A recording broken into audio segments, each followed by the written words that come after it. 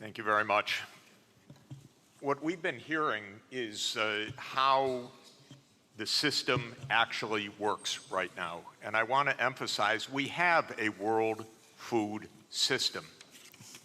It's based on large multinational companies.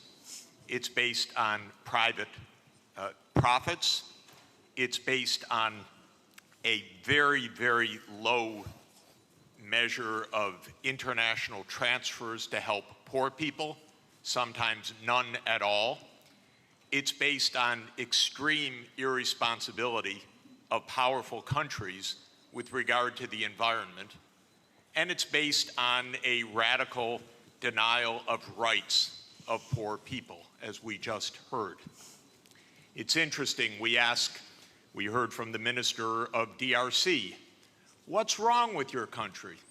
Well, we don't even start by saying the King of Belgium created a slave colony for 30 years. The government of Belgium ran the slave colony for another 40 years. The CIA assassinated your first popular leader, Mr. Lumumba, and then installed another dictatorship for the next 30 years. And then Glencore and others now suck out your cobalt without giving you tax income. We don't reflect on that. We say, what's wrong with you? Why don't you govern properly? And so we have a system, but we need a different system. We cannot turn this over to the private sector. We already did about 100 years ago. Not only to the private sector with the US military behind it, with the defense of these property rights in the Minister of Honduras's country, where United Fruit ran the country for a long time. And their attorney was the foreign minister of the United States, Secretary Dulles, and his brother was the head of the CIA and overthrew the next door neighbor, Mr. Arbenz, to make sure that United Fruit could have its property. So we have a system, but we need a different system. And the different system has to be based on principles of human dignity in the Universal Declaration, principles of sovereignty, principles of economic rights, because these are not nice things to do. In 1948, all the government said that food is a right, social protection is a right, not a nice thing, not a pleasant thing, a right. That was 73 years ago. The SDGs are nothing more than our generation's attempt to honor the Universal Declaration of Human Rights. I come from a country that not only doesn't care about the world's poor, it doesn't even care about its own poor. 1 in 7 Americans is hungry right now. And they don't care. I mean, the poor people care, but one political party, all it cares about is cutting taxes for the rich and filibustering any solution. So we're in a world that's really tough. The private sector's not going to solve this problem. I'm sorry to say to all of the private sector leaders, behave, pay your taxes, follow the rules. That's what you should do.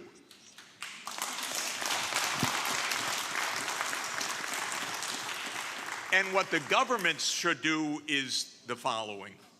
They won't, but they should.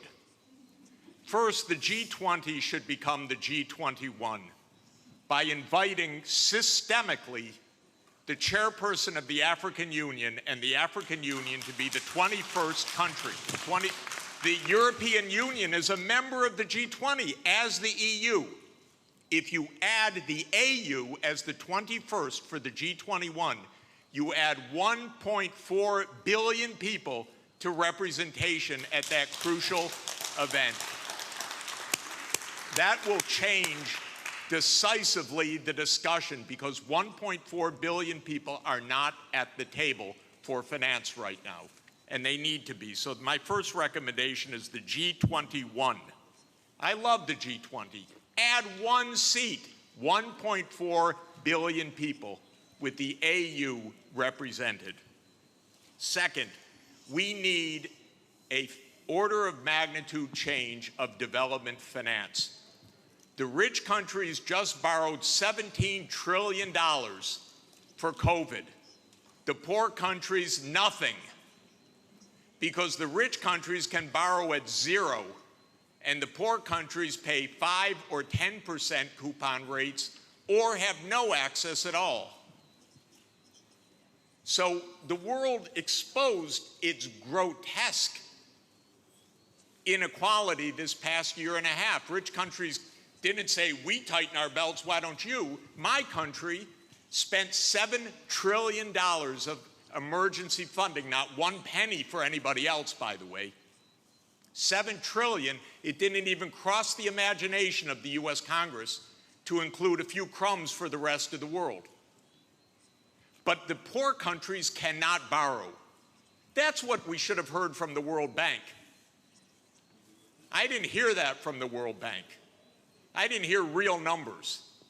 Real numbers are in trillions right now because the world economy is $100 trillion a year. But we don't talk about real numbers. But my job, all I know in this world is long division. Divide by 100 trillion and then see whether you're talking about something real or not.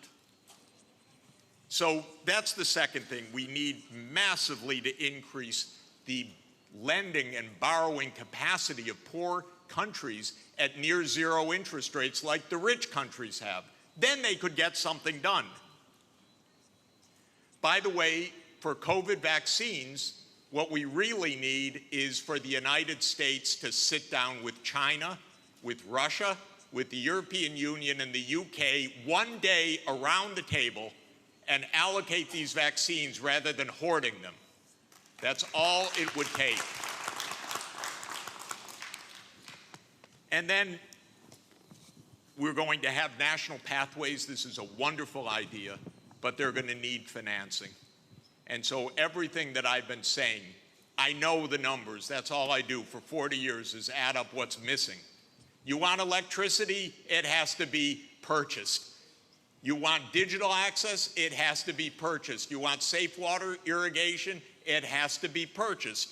This is what I do for a living, is add up these numbers and then find out that then somebody makes up something and names 1/100th of what's really needed. It's not even hard.